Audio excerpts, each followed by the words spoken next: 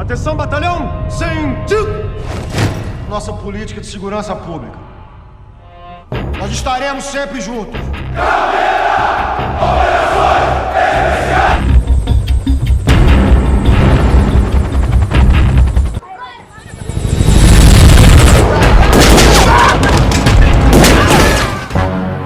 Halo Falconers. Pada video kali ini, saya akan melanjutkan alur cerita dari film Elite Squad yang berjudul Elite Squad: The Enemy Within. Singkatnya, pada film ini, cerita akan berfokus pada Nascimento dan Matias yang merupakan anggota pasukan elit bernama Boab. Oke, tanpa banyak bacot di awal, mari simak video ini sampai habis.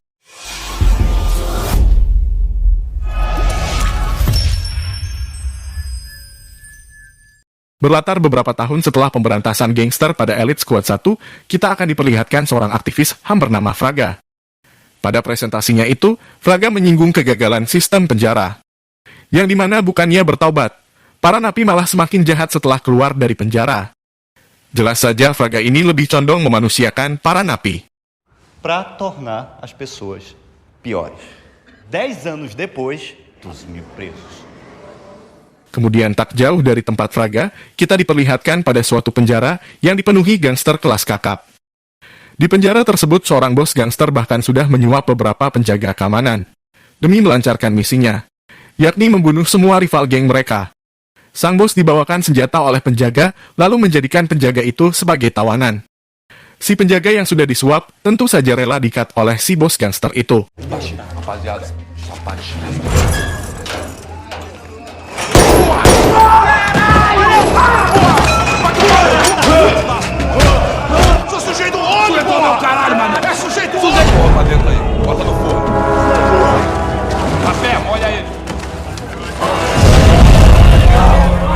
Karena kerusuhan sudah mulai meresahkan, akhirnya Boab kembali dipanggil.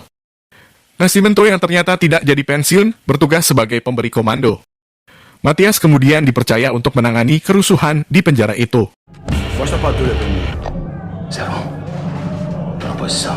Nascimento mencoba bernegosiasi dengan bos gangster, tapi si bos tidak mau damai.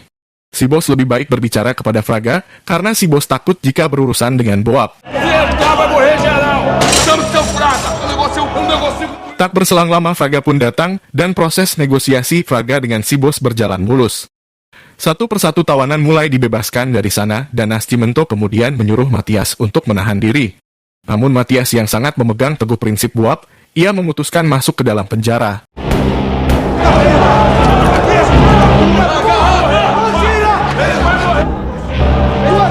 Não vai ter mais tiro!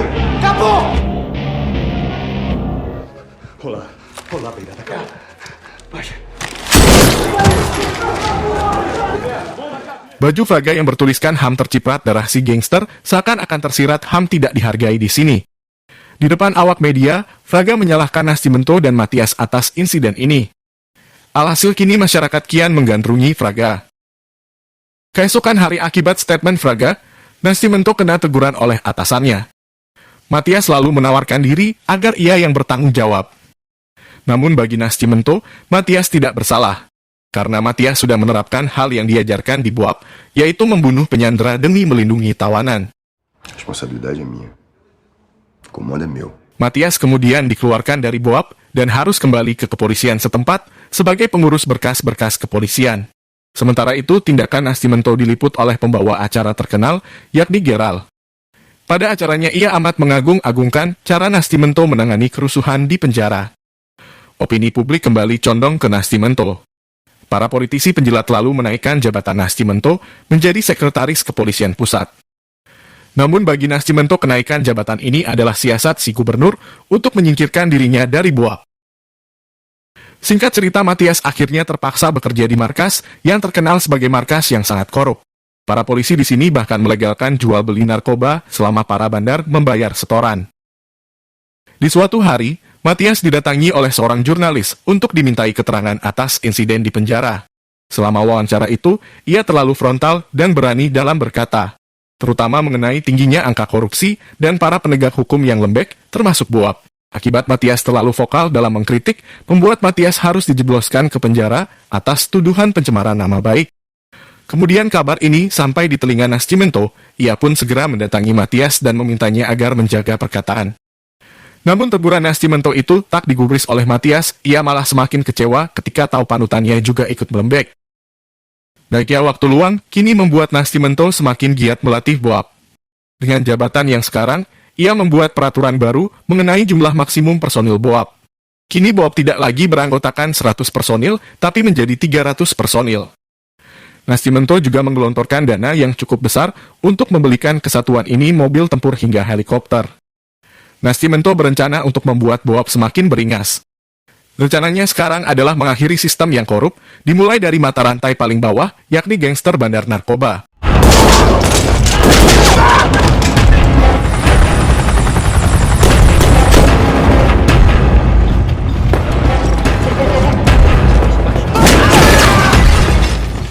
Empat tahun pun berlalu, rencana Nascimento mengakhiri sistem yang korup perlahan membuahkan hasil.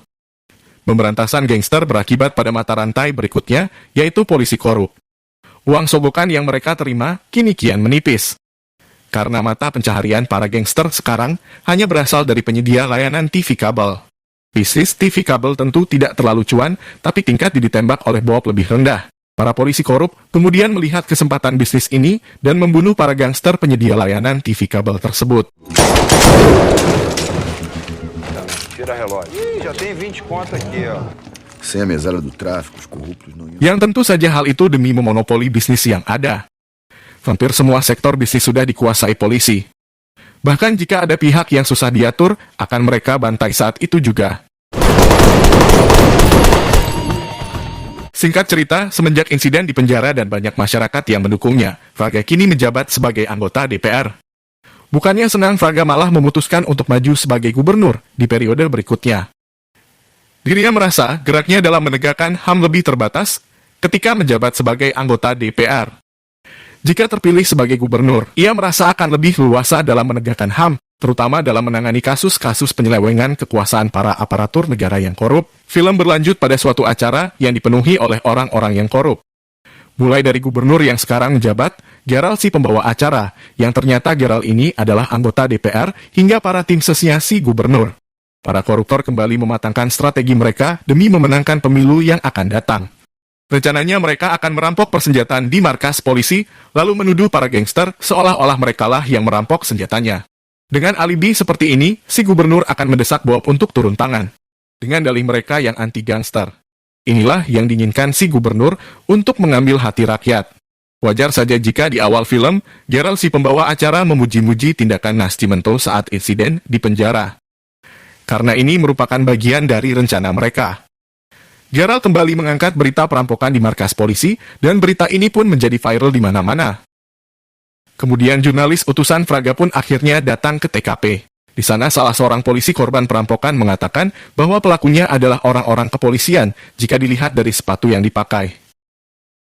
Cerita berlanjut pada salah satu komandan kepolisian bernama Fabio, yang mana Fabio ini dulu pernah diselamatkan oleh Matias. Fabio bersama polisi korup yang bernama Roka, mereka sedang mendatangi Matias. Berkat bantuan rekan sesama koruptor, Matias berhasil kembali ditempatkan di Boab. Penempatan Matias ini tak lain adalah untuk memanfaatkan sifat Matias yang gila keadilan. Matias akan memimpin Boab dan diharapkan akan membinasakan para gangster secara membabi buta. Rapat segera diadakan sebelum operasi penyerbuan dimulai. Nascimento dan Matias kembali dipertemukan setelah 4 tahun lamanya tidak bertemu.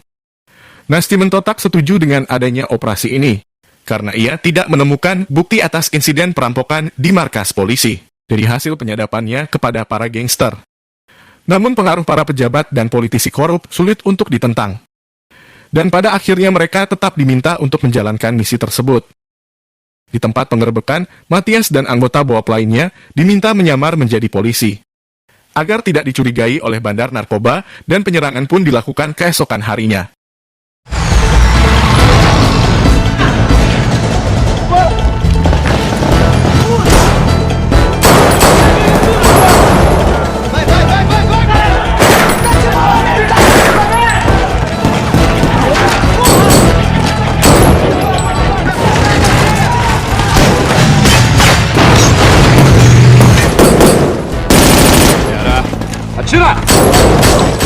Singkat cerita, Boab berhasil meringkus beberapa bandar narkoba serta mengamankan senjata api mereka.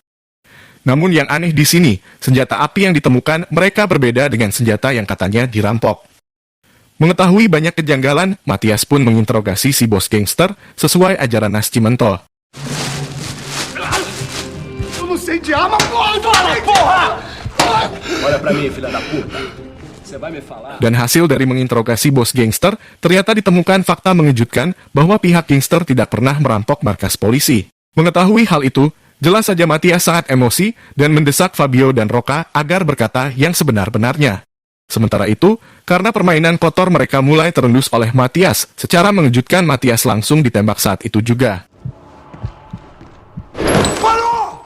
Melihat Matias ditembak di depan matanya, Fabio pun sangat kaget dan tidak menyangka.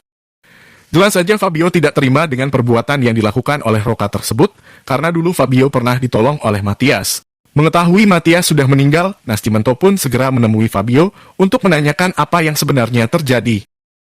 Namun dari awal Nascimento sebenarnya sudah mengetahui ada sesuatu yang tidak beres.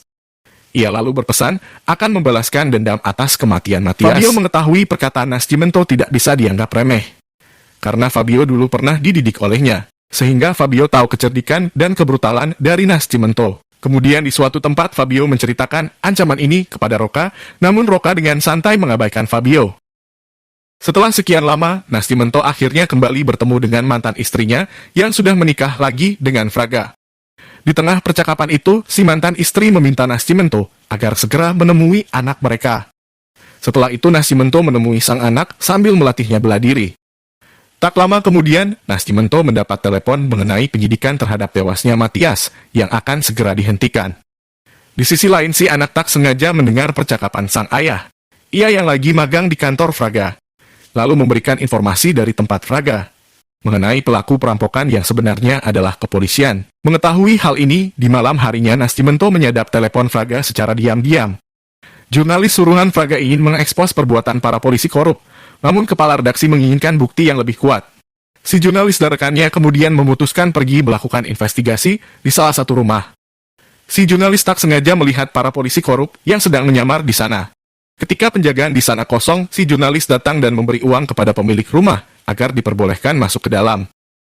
Si jurnalis kemudian melakukan investigasi di sana dan menemukan sebuah pamflet si gubernur korup.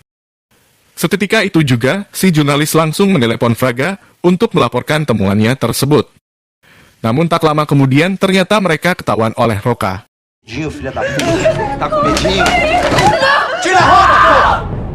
Pada akhirnya jurnalis yang sudah tewas diberitakan sebagai orang hilang. Mengetahui hal itu, Fraga datang ke tempat si jurnalis bekerja dan meminta berita korupsi kepolisian dan gubernur untuk segera diterbitkan. Lagi-lagi tanpa bukti yang kuat, si kepala redaksi tidak mau memberitakannya. Dan pada akhirnya Nascimento tahu siapa musuh dan siapa kawannya. Roca dan tim korupnya yang tahu bahwa Nascimento perlahan menyingkap kedok mereka, langsung menjadikan Nascimento dan Fraga sebagai target. Lantas Nascimento berusaha menghubungi mantan istrinya agar lebih berhati-hati. Tetapi sang mantan istri tidak menjawab teleponnya. Mãe, olha meu pai.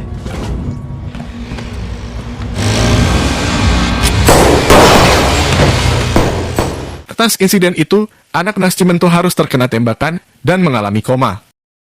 Di rumah sakit, Nascimento memberikan bukti penyadapan telepon Fraga dengan si jurnalis yang bisa digunakan untuk mengungkap korupnya orang-orang. Keesokan harinya, berita korupsi kepolisian dan para politikus dari penyadapan Nascimento akhirnya terbit dan sampai ke telinga presiden. Berdasarkan pemberitaan tersebut, politikus yang korup akan diinvestigasi lebih lanjut. Korup pun kemudian membalas Nascimento, yaitu dengan membesar-besarkan penyadapan ilegal Nascimento terhadap Fraga agar bisa menggiring Nascimento ke pengadilan. Selanjutnya, Nascimento kembali mengunjungi anaknya di rumah sakit. Sepulangnya dari rumah sakit, Nascimento dicegat oleh para polisi korup yang berniat membunuhnya. Namun Nascimento sudah menduga hal ini sehingga ia meminta para anggota BOAB untuk mengawalnya.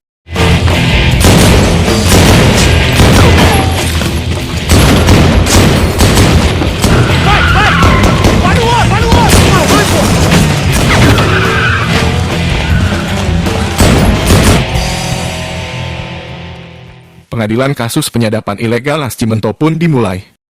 Pada pengadilan itu, Fraga lah yang menjadi hakim di sana. Selama dimintai keterangan, Nascimento membeberkan kasus korupsi di pemerintahan yang ia peroleh dari hasil penyadapan tersebut. Lagi-lagi Gerald menyela Nascimento dengan mengatakan kalau ia sudah bersekongkol dengan Fraga untuk mensabotase kampanye. Nascimento pun mengatakan hampir setengah yang berada di sini alias para DPR adalah orang-orang korup dan otaknya adalah Gerald. Eu tive o desprazer de conhecer na minha vida como policial. Dan pada akhirnya, berkat keberanian Nascimento mengungkapkan fakta, banyak politikus yang dipenjara. Mereka yang lolos dari jeratan hukum, terutama Roca dan kawan-kawan korup lainnya, akhirnya mereka tewas dibantai oleh Fabio. Namun upaya Nascimento selama ini hanyalah sia-sia saja. Tak ada perubahan selain dendam kematian Matias yang terbalaskan. Sistem yang korup masih berjalan, hanya pemimpinnya saja yang diganti. Selama ini sistem yang korup ternyata tidak hanya berawal dari piramida terbawah saja, tetapi dari piramida paling atas yaitu pemerintahan itu sendiri. Bagi Nascimento, praktik korupsi akan hilang jika dihancurkan dari tatanan paling atas dan membangunnya kembali dari awal. Film ini diakhiri dengan tersadarnya sang anak dari koma. Dan film pun tamat. Mungkin itu saja pembahasan alur cerita dari film yang berjudul Elite Squad, The Enemy Within. Jika kalian suka dengan video ini, silahkan like, komen, dan subscribe channel ini, agar saya semakin semangat membuat konten lainnya. Jika ada kritik dan saran, kalian bisa tulis di kolom komentar.